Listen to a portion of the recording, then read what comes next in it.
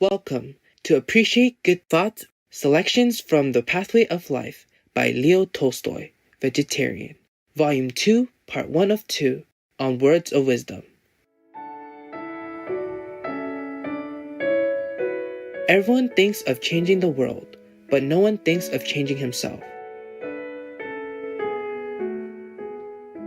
This insightful saying by Leo Tolstoy is a valuable reminder for all of us to reflect inward. The renowned 19th century Russian author suggested that we ask ourselves what God really wants us to do. As Leo Tolstoy said, "In the name of God, stop a moment, cease your work, look around you." A novel by Tolstoy is not a work of art, but a piece of life, stated Matthew Arnold, a 19th century British poet and critic. In addition to his renowned epic novels, Leo Tolstoy wrote essays and letters that conveyed the spiritual truths he came to realize during the course of his life. Along with adopting and promoting the vegetarian diet, he became deeply interested in spirituality and living by the ethical teachings of Christ. The concepts he conveyed through his writings about peace and the fulfillment of God's will greatly influenced 20th century leaders like Mahatma Gandhi and Dr. Martin Luther King Jr. Supreme Master Ching Hai spoke about the uplifting nature of Leo Tolstoy's work during a group meditation session with our association members in July 1997 in Los Angeles, USA. Because Tolstoy was a practitioner, That's why when you read his story, almost a story about spirituality, about God, and very happy, very positive. It's very good to read him, to read his book. You try. If you haven't, you try. You can read more, Such thing is very good for you. Today, it is a pleasure to present excerpts from Volume 2 of The Pathway of Life, called Thought, where Leo Tolstoy reminds us to take control of our thoughts and recognize which are good and evil and focus on the good thoughts. Thought. Man has power over his thoughts. Our life is good or evil depending on our thoughts, but we can direct our thoughts. Therefore, in order to live a good life, man must labor over his thoughts, nor yield to evil thoughts. Take care to purify your thoughts. If you have no evil thoughts, you will commit no evil deeds. Guard your thoughts, guard your words, guard your actions from evil. Observe these three paths in purity, and you will enter the path designed by the All-Wise One.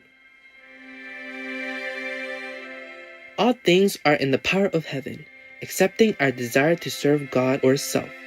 We cannot hinder the birds from flying over our head, but we can prevent them from building a nest on our head. Even so, we cannot stop evil thoughts from flashing through our mind, but it is within our power to prevent them from nesting therein and raising a brood of evil acts. We cannot repel an evil thought once it enters our mind, but we can recognize the thought as evil. And if we know that it is evil, we can refuse to yield to it. The thought comes to us that this or that man is bad. I could not prevent this thought, but if I realize that it is evil, I can remember that it is wrong to judge people and that I am bad myself. And remembering all this, I can restrain myself from judging even in thought. If you would have benefit from your thoughts, try to think entirely independently of your feelings and your condition, without twisting your thoughts into justifying the feelings which you experience or the acts which you commit. Live the life of the Spirit in order to have strength to rule your thoughts. We frequently think that physical strength is the most important thing. We think so because our body willy-nilly always appreciates physical strength. But spiritual strength, the power of thought, appears so insignificant that we refuse to acknowledge it as strength. and yet true power capable of changing our life and the life of all men is in the strength of the Spirit alone. The spiritual directs the physical, not the physical the spiritual. Therefore, in order to change his condition, man must labor on himself in the domain of the spiritual, in the domain of thought. Our life improves or deteriorates in accordance with our consciousness of ourselves as spiritual or material creatures. If we are conscious of being a material creature, we weaken our true life. We strengthen and arouse passions, greed, conflicts, hatred, and fear of death. If we are conscious of being spiritual beings, we stimulate and elevate life, deliver it from passions, conflicts, and hatred. We release love. And the passage from the consciousness of being a material creature into that of a spiritual being is effected by an effort of thought.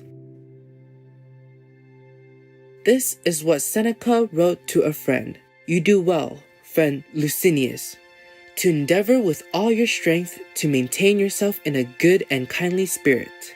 Every man can at all times attain the same disposition.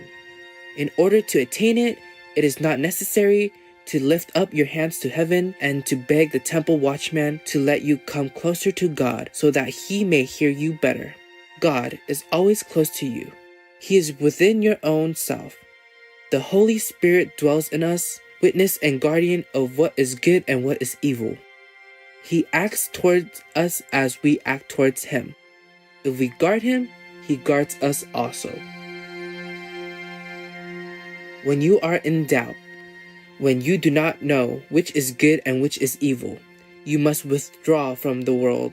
Only worry about the judgment of the world prevents you from seeing what is good and what is evil.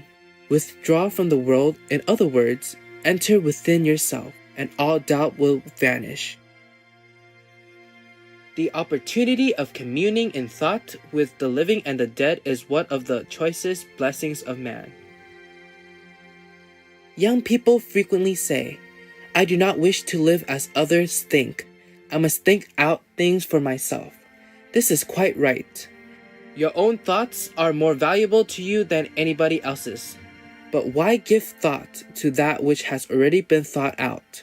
Take that which is ready and go further. In being able to benefit by the thoughts of others lies the strength of the human race. The efforts which deliver man from sins, errors, and superstitions have their inception in thoughts. One of the principal aids of man in this struggle is his ability to commune with the reasoning activity of the sages and saints who have gone before. Such communion with the thoughts of the saints and sages of old is prayer, that is, repetition of those words wherein these men express their relation to their soul, to other people, to the world, and to its beginning. It has been accepted since of old that prayer is necessary to man. With men of olden days, and still with the majority of men today, prayer is an appeal under certain conditions, in certain locations, accompanied by certain acts and words, addressed to God or to other divinities, and intended to appease them. Christian doctrine knows no such prayers. It teaches that prayer is needful not as an instrument of deliverance from worldly ills, nor as a means of securing worldly blessings, but as a means of strengthening man in good thoughts. True prayer is important and needful for the soul because in such prayer, being alone with God, our thought reaches the highest pinnacle attainable to it.